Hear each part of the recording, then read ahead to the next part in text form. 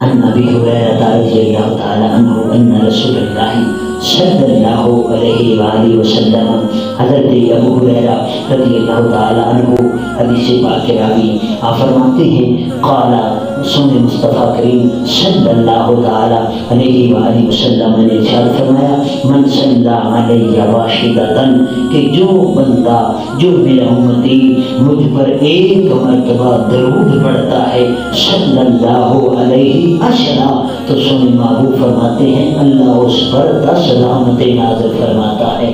اللہ اکبر کبیرہ۔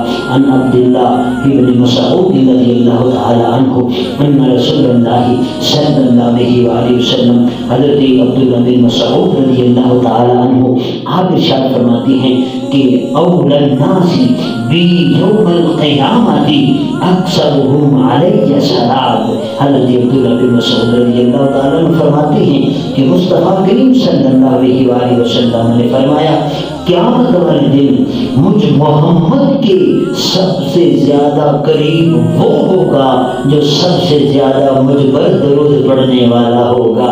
اللہ اکبر کبیرہ۔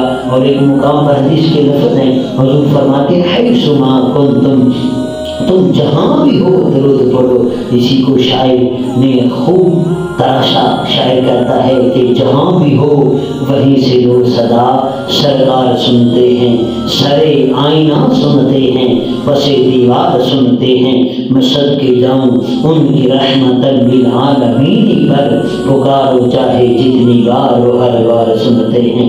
گنہگارو درود والہانہ بھیج کر دیکھو، وہ تو اپنے امتی کا نغمہ کردار